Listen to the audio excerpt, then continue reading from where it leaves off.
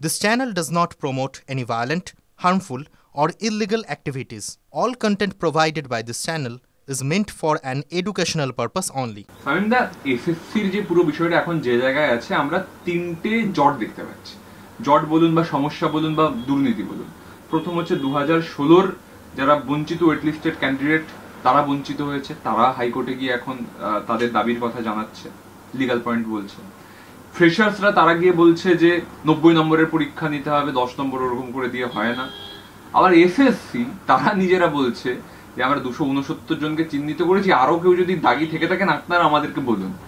এই তিনটে জটের মধ্য দিয়ে কি এই পরীক্ষা পদ্ধতি হওয়া সম্ভব? আপনার কি মনে হয়? না, দেখুন, এই পরীক্ষা অলরেডি হয়ে গেছে। আমাদের বক্তব্য খুব পরিষ্কার, কারণ আমি যাদের মামলা করেছি তারা হচ্ছে 2016 সালের বঞ্চিত চাকরি প্রার্থী এবং ফ্রেশার্স, যারা একদম ফার্স্ট টাইম যারা বসলো। উভয়ের বক্তব্যই 2016 সালে যারা বঞ্চিত হয়েছিলেন তারা একবার 2016 সালে বঞ্চিত হয়েছেন, আবার পুনরায় এই নতুন সিলেকশন প্রসেসে পুনরায় বঞ্চিত হচ্ছেন। তারা 100% নাম্বার পেয়েও স্থান পাচ্ছেন না।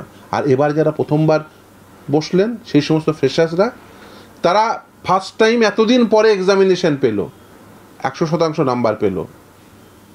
রিটেন এক্সামিনেশনে 60-60, একাডেমিকে 10-10, 70-তে 70 পেয়েও তারা চান্স পাচ্ছেন না। কেন পাচ্ছেন না? তার কারণ সরকার একটি অভিসন্ধিমূলক একটি আইন তৈরি করেছে। প্রথমে 2016 সালের নিয়োগ প্রক্রিয়ায় সেখানে দুর্নীতি করেছে, সেই দুর্নীতির অংশ সরকার, এসএসসি, বোর্ড সকলেই।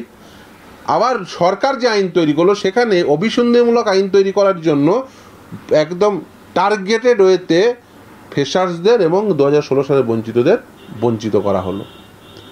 এই 10 নম্বর বাদ দিয়ে 90-এর মধ্যে যদি সিলেকশন প্রসেসটা হয়, অর্থাৎ এই 10 নম্বর উঠিয়ে দিয়ে বা প্রপোর্শনেটলি 100 করে দিন, তাহলেও হবে। এই 10 বাদ দিয়ে করতে হবে। এক্সপিরিয়েন্সের, প্রায়র টিচিং এক্সপিরিয়েন্সের নাম্বার দেওয়া যাবে না। সেটা যদি দেন এন্ট্রি লেভেলে, তাহলে কোনো দিন কোনো ফ্রেশার্স চাকরি পাবে না। তার কারণ হচ্ছে, যদি আপনি দেখেন এই যে নিয়োগ প্রক্রিয়াগুলোর যে প্রথম সিলেক্টেড ব্যক্তি এবং লাস্ট সিলেক্টেড ব্যক্তিদের মধ্যে নাম্বারের পার্থক্য হার্ডলি 3 থেকে 4। তাহলে 10 নম্বরের এই যে পার্থক্য প্রথম থেকেই তৈরি করা হচ্ছে, এটা কোনোভাবে মেট আপ করা সম্ভব নয়। দ্বিতীয় হচ্ছে, এই যে বলছেন না 269 জন, এটা এমনি এমনি দেয়নি। প্রথমে এসএসসি ঠিক করলো যে তারা সমস্ত দাগিদের পরীক্ষায় বসিয়ে, অ্যাকচুয়াল উদ্দেশ্য ছিল তাদেরকেই 10 নম্বর দিয়ে তাদেরকে আবার নিয়োগ দিয়ে দেওয়া। তাহলে সরকার দুর্নীতি করার পরে, এই কারণ সরকারের আশেপাশে থাকা লোকজনই তো এই টাকাটা নিয়েছে, তাহলে তাদের এই টাকা ফেরতের অংশটি বেসিক্যালি, মানে যেগুলো ঘুষ আকারে দিয়েছে, সেই টাকা ফেরতের অংশ থেকে তারা বেঁচে যাবে।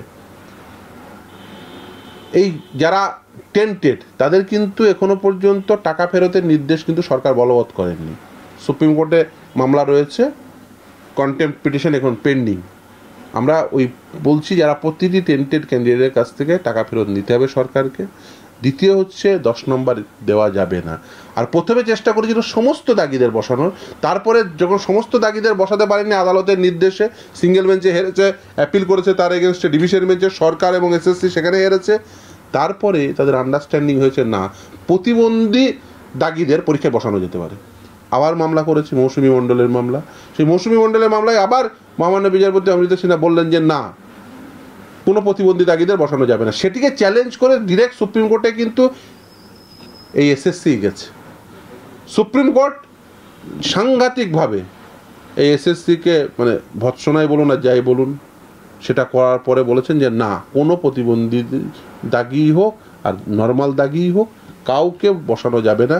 এবং সুপ্রিম কোর্টের সামনে যতগুলো মামলা ছিল সব মামলা কলকাতা হাইকোর্টে পাঠিয়ে দিয়েছেন এবং 4টে ডেটের কথা উল্লেখ করেছেন, 7 তারিখ, 11 তারিখ, 12 তারিখ এবং 19 তারিখে যত নির্দেশ হয়েছিল মহামান্য বিচারপতি অমৃতা সিনহার আদালতে, সমস্ত মামলাগুলো পাঠিয়ে দিয়েছেন। কারণ আমরা স্পেসিফিকলি বলেছিলাম, কারণ ফ্রেশার্সদের হয়ে মামলা করেছি, যারা 2016 সালে বঞ্চিত তাদের হয়ে মামলা করেছি, যারা আনএডেড স্কুলের teacher, para teacher, contractual part time teacher, আমি যে শব্দবন্ধগুলো বলছি কিন্তু এগুলো, এই টিচারগুলো রয়েছে, অনেকে ধারণা নেই, কন্ট্রাকচুয়াল পার্ট টাইম টিচার রয়েছে,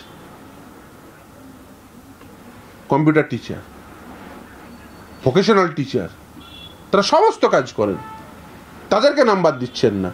আচ্ছা, সরকারের উদ্দেশ্য কি? যদি সরকারের উদ্দেশ্য মহৎ হতো যে টিচিং এক্সপিরিয়েন্স যাদের রয়েছে তাদের নাম্বার দেবো, তাহলে সমস্ত টিচারদের দিতেন।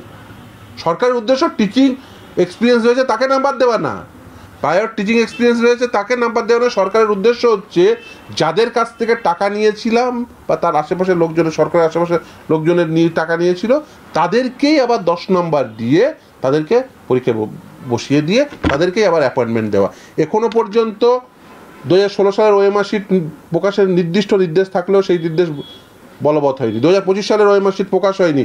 এক্সপায়ারি প্যানেল, আমি সুপ্রিম কোর্টের সামনে আর্গুমেন্ট করেছিলাম যে দেখুন সেকেন্ড রাউন্ডের পরের কাউন্সিলগুলো সব এক্সপায়ারি প্যানেল।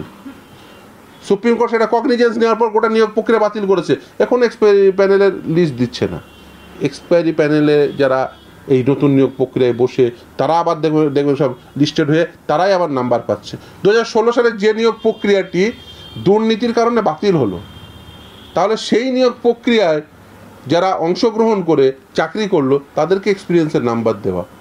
আপনি তো দুরকম ক্যাটাগরি করেছে সুপ্রিম কোর্ট, একটা হচ্ছে টেন্টেড, একটা হচ্ছে নট স্পেসিফিক্যালি টেন্টেড। তাহলে নট স্পেসিফিক্যালি টেন্টেডের মধ্যে টেন্টেডের একটা অংশ আছে, কারণ হচ্ছে যদি টেন্টেড এবং আনটেন্টেড এইভাবে ক্লিয়ার কাট ডিভিশন থাকতো তাহলে নিয়োগ প্রক্রিয়াটা বাতিলই হতো না, তাহলে বলতো না এই পোর্শনটা আনটেন্টেড। সরকার তো যেটা ব্যর্থ হয়েছে, সরকারের মূল ব্যর্থতা দুর্নীতি তো বটেই, কিন্তু মূল ব্যর্থতা হচ্ছে আনটেন্টেড ডিক্লেয়ার না করতে পারা। যে এই টিচারটি সম্পূর্ণভাবে সৎ এবং এ কোনো প্রকার দুর্নীতির সঙ্গে যুক্ত নয়, এটা ডিক্লেয়ার করতে তো সরকার সেটা ব্যর্থ হয়েছে। সরকার কাউকে আনটেন্টেড এই শব্দ বন্ধ দিয়ে কাউকে অভিহিত করতে পারেনি, ফলে সরকারকে এই দায় নিতে হবে প্রথম। দ্বিতীয় হচ্ছে সরকার এইভাবে বৈষম্যমূলক আইন তৈরি করতে পারে না।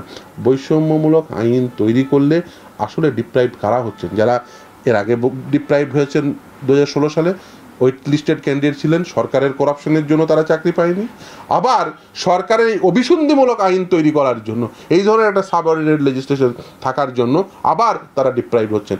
আর নতুন যারা ফ্রেশার্স, তারা এতদিন পরে পরীক্ষা পাওয়ার পরে তারা 100% নাম্বার পাচ্ছেন। নতুন ব্লাড কেন আসবে না? ডিরেক্ট রিক্রুটমেন্ট, ফার্স্ট টাইম, এইটা তো এন্ট্রি লেভেল রিক্রুটমেন্ট। এখানে কেন আপনি 10 নম্বর রেখে দিয়ে প্রায়র টিচিং এক্সপিরিয়েন্সে ফ্রেশার্সদের জন্য চিরকালের জন্য দরজা বন্ধ করছেন? এই ধরনের বৈষম্যমূলক আইন সরকার যে অভিসন্ধিতে তৈরি করেছে সেই অভিসন্ধি নিয়ে সকলের প্রশ্ন করা উচিত, এবং সরকারের এই অভিসন্ধি কোনোভাবেই পূরণ করতে দেওয়া উচিত নয়। তার কারণ সেটা যদি পূরণ হয় তাহলে পশ্চিমবঙ্গের বেকার যুবক যুবতীরা আর কোনো দিন তারা চাকরি পাবেন না, তাদের চাকরির দরজা চিরকালের জন্য বন্ধ। তার কারণ প্রায়র টিচিং এক্সপিরিয়েন্সের 10 নম্বর পাওয়া মানে ওই যে বললাম প্রথম selected candidate last selected candidate নাম্বারের পার্থক্য হার্ডলি 3-4, ও 10 নম্বর কোনোদিন মেকআপ দিতে পারবে না।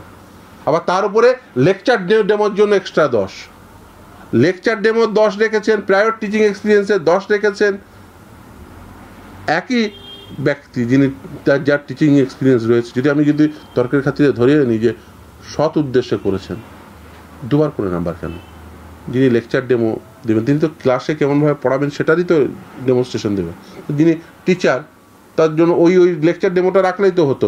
একজন ফ্রেশার্স যে অত ভালো হয়, যদি আমি তর্কের খাতিরে ধরেও নিই যে আপনি না টিচিং এক্সপিরিয়েন্সকে ইউটিলাইজ করতে চাইছেন, তাহলে লেকচার ডেমোর তো 10 নম্বর দিয়েছেন, তাহলে আবার প্রায়র টিচিং এক্সপিরিয়েন্সের 10 নম্বর রেখেছেন কেন? তো সে ডেমনস্ট্রেশন করে দেখাবে যে কীভাবে ক্লাসে পড়াবে। ফলে ফ্রেশার্সদের থেকে যিনি টিচার হবে তিনি বেটার ওয়েতে পড়াতে পারবেন, তিনি বেটার ওয়েতে ডেমনস্ট্রেট করতে পারবেন, তিনি বেটার নাম্বার পাবেন, এটাই স্বাভাবিক।